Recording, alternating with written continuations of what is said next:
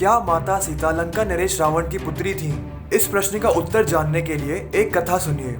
एक कथा अनुसार रावण एक बहुत बड़ा ज्ञानी था। ये बात हम सभी को पता है और उसे अपनी ज्ञान की बढ़ाई करना बहुत पसंद था। इसीलिए वो समय समय पर लंका नगरी में अपने ज्ञान का वर्चस्व दिखाने के लिए प्रतियोगिता का आयोजन किया करता, जिसमें वो कई संत, ऋषि, मुनि और ज्ञानी महात्माओं को आने का न्योता दिया करता और फिर शास्त्रार्थ के माध्यम से जिस किसी के पास जितना ज्ञान होता वह उस ज्ञान से रावण से प्रश्न किया करता, जिनके जवाब भी रावण सही सही दिया करता।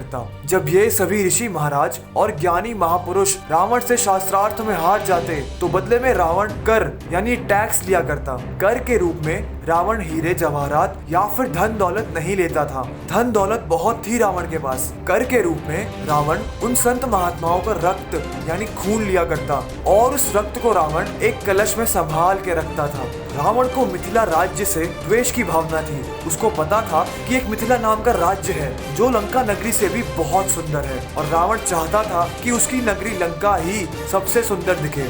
जलन भावना से रावण ने निश्चय किया कि उन संत महात्माओं के खून को वह मिथिला की भूमि में गाड़ देगा, ताकि जिस भी भूमि पर वह खून रहेगा वहाँ फल फूल और अनाज नहीं उगेगा।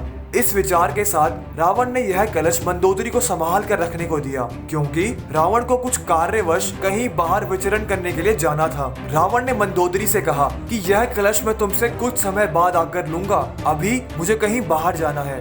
मंदोदरी ने रावण की आज्ञा का पालन किया और उस कलश को संभाल दिया। फिर एक दिन मंदोदरी को रात्रि के समय प्यास लगी और क्योंकि रावण महल में नहीं था तो भूलवश मंदोदरी ने खून से भरा कलश जल समझकर पी लिया। कुछ समय बाद मंदोदरी गर्भवती हो जाती हैं, लेकिन तब तक रावण लौटा नहीं था। वो कुछ समय के लिए विचरण करने गया था। मंदोदरी को रावण का भय लगा कि इस बात का पता अगर रावण को लग जाएगा तो रावण बहुत नाराज होगा और गुस्सा करेगा। इसीलिए मंदोदरी ने रावण के आने से पहले ही अपने गर्भ से उस भ्रूण को निकालकर वापस कलश में रख दिया। अब जब रावण वापस लौटा तो उसने मंदोदरी से कलश मांगा जिसमें रक्त रखा हुआ था कि जो कलश मैंने तुम्हें दिया था उसको वापस कर दो, अब इसका असली काम आ चुका है। तो मंदोदरी ने उस कलश को उसी अवस्था में वापस कर दिया।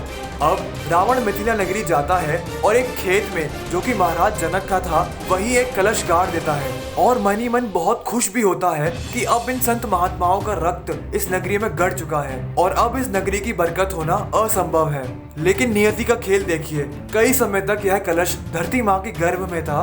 धरती माँ ने कई समय तक इस कलश में मौजूद भ्रूण का लालन पालन किया और इसको परिपक्व बनाया। और जब कुछ समय बाद जनक महाराज खुद जाते हैं इस खेत में हल जोतने तो उन्हें एक सुंदर कन्या के रूप में सीता माता मिलती है। इसीलिए हम सभी जानते हैं कि क्यों हम धरती को माँ समान पूजते हैं। धरती से ही सीता माता की उत्पत्ति हुई थी, उनका जन्म हुआ था। इस प्रकार सीता माता रावण की पुत्री हुई। माना जाता है कि रावण मिथिला नगरी सीता माता से मिलने गया था, ना कि उनके स्वयंवर में हिस्सा लेने। माना यह भी जाता है कि रावण चाहता था कि माता सीता कभी उनकी नगरी लंका भी आए, तभी उसने सीता माता का हरण किया। लेकिन उनके रहन सहन में कोई कमी नहीं रखी, उनको अशोक वाटिका में रखा। यही कारण था कि रावण ने माता सीता को कभी छुआ भी नहीं और कभी उनको बुरी नजरों से नहीं देखा। इन कथाओं में कितनी सच्चाई है ये शायद आपको या हमें भी नहीं पता, लेकिन ये कथाएं एक डोर के समान है जो हमको हमारे हिंदू धर्म से जोड़े रखती हैं। इन कथाओं के माध्यम से हम आपको आपके अद्भुत धर्म से जोड़े रखते हैं, जिससे आप अपने धर्म के प्रति गौरवान्वित महसूस करें।